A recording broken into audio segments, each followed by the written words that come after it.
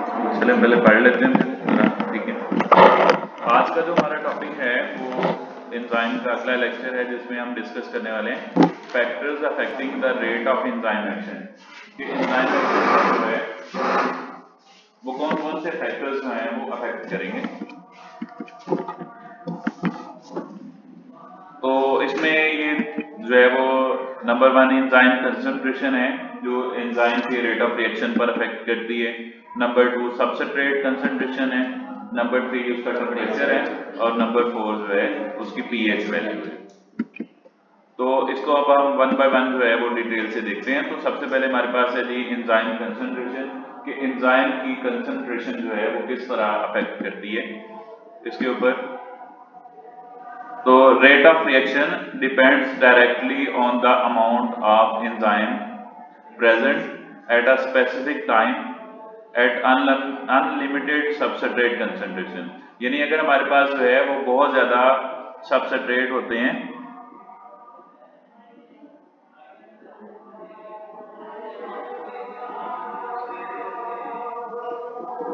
यानी फर्ज करें हमारे पास जो है वो अनलिमिटेड सबस्ट्रेट हैं, बहुत ज्यादा सबस्ट्रेट हमारे पास मौजूद हैं, ठीक है, कोई 8 10 20 30, ठीक है। तो अगर हमारे पास एंजाइम सिर्फ 3 हो, एक एंजाइम इसके साथ जुड़ जाए, दूसरा इसके साथ, ठीक है, तो अब हमारे पास जो सबस्ट्रेट हैं वो अनलिमिटेड है, ठीक है। तो अगर हम मजीद एंजाइम की तादाद को बढ़ाएंगे, ठीक है, तो रेट ऑफ रिएक्शन क्या होता जाएगा, बढ़ता जाएगा, ठीक है। लेकिन एक स्पेसिफिक टाइम तक ये रिएक्शन बढ़ेगा, उसके बाद मजीद नहीं बढ़ेगा।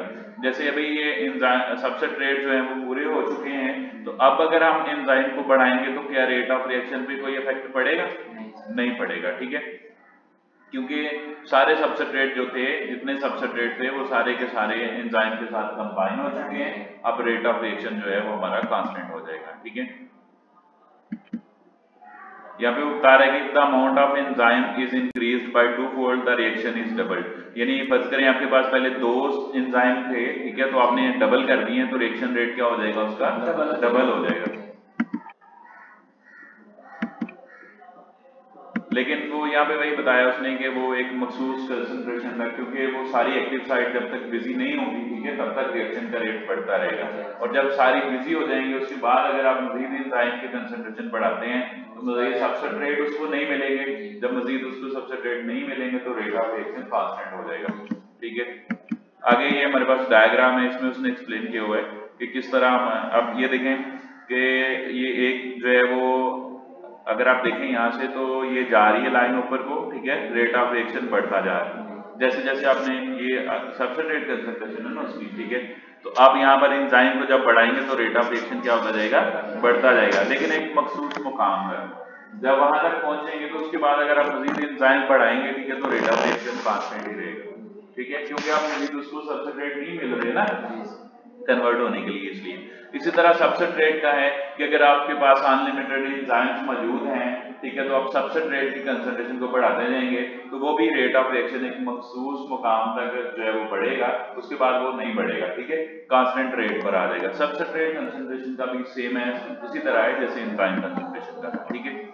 दूसरा फैक्टर वही सबस्ट्रेट कंसंट्रेशन का है, ठीक है, कि at low concentration of substrate the reaction rate is directly proportional to the substrate available।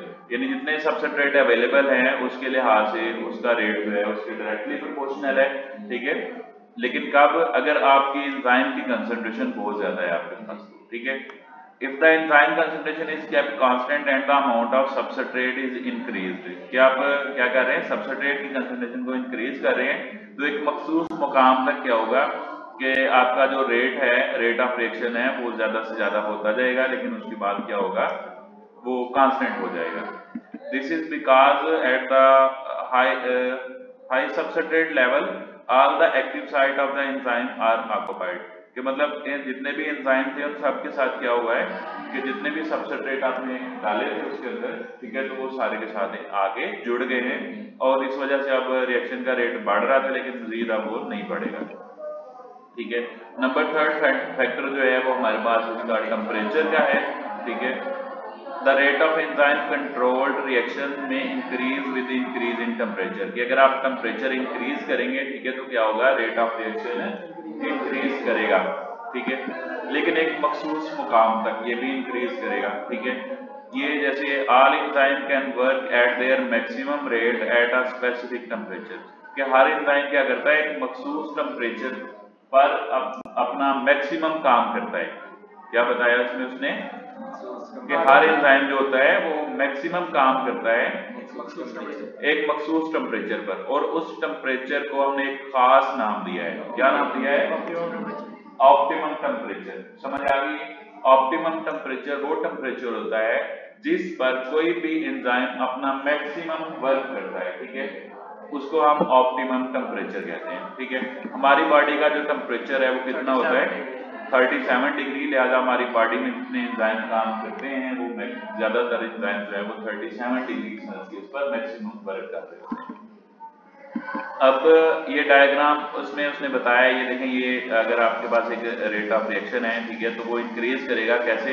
जैसे जैसे जो है वो आप टेम्परेचर उसका इंक्रीज कर रहे हैं ना, ठीक है, तो रेट ऑफ रिएक्शन इंक्रीज करता रहेगा, लेकिन एक मखसूस मुकाम तक। जैसे ये यहाँ पर पहुंचेगा, ठीक है, 37 डिग्री सेल्सियस पर पहुंचेगा, तो ये अपना मैक्सिमम काम कर रहे होंगे इनफैक्ट। अगर आप उससे ज्यादा करते हैं टेम्परेचर, तो ये डीनेचुरेशन होना शुरू हो जाएगी, एंजाइम हमारे डीनेचर हो जाएंगे, ठीक है, और डेथ हो सकती है।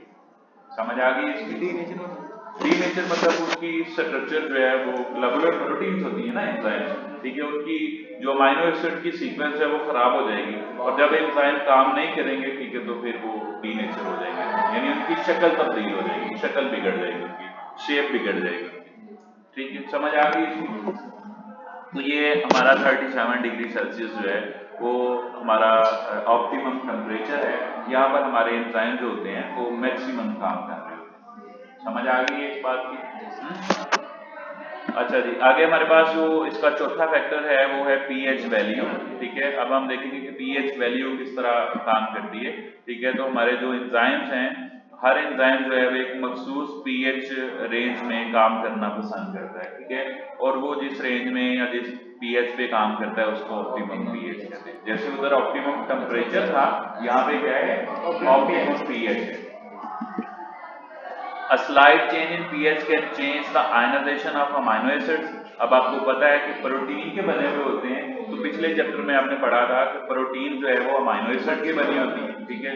तो जैसे अभी थोड़ी देर पहले भी मैंने बात की थी कि अमीनो एसिड की सीक्वेंस चेंज हो जाएगी, ठीक है। तो जैसे उसकी सीक्वेंस चेंज होगी तो फिर वो उसकी एक्टिव साइड जो है वो एक्टिव साइड नहीं रहेगी, ठीक है, वो फिर उसकी शेप चेंज हो जाएगी, फिर वो प्रॉपर अपना काम नहीं कर पाएगी, ठीक है। Moreover it may affect the ionization of the substrate, substrate की आयनाइजेशन पर भी कहते हैं कि ये अफेक्ट करते हैं। Under these change the condition enzyme activity is either retarded, कि मतलब एंजाइम की एक्टिविटी या तो जो है वो तबाह हो जाएगी या फिर ब्लॉक हो जाएगी मुकम्मल तौर पर, ठीक है, अगर आप उसकी पीएच को चेंज करते हैं। आगे उसने कुछ एंजाइम दिए हुए हैं, ठीक है, और उसकी ऑप्टिमम पीएच के बारे में बताया हुआ है। जैसे हमारे पास जो एंजाइम है, ठीक है, वो पेप्सिन एंजाइम है, ठीक है, तो इसकी पीएच कितने पे ये मैक्सिमम काम करता है? तो 2 पीएच पे ये मैक्सिमम काम करता है। इसी तरह नंबर 2 हमारे पास जो है वो सुक्रेज है। सुक्रेज जो एंजाइम है वो 4.50 पे मैक्सिमम काम करता है। एंटीरोकाइनेज एंजाइम है 5.50 पे।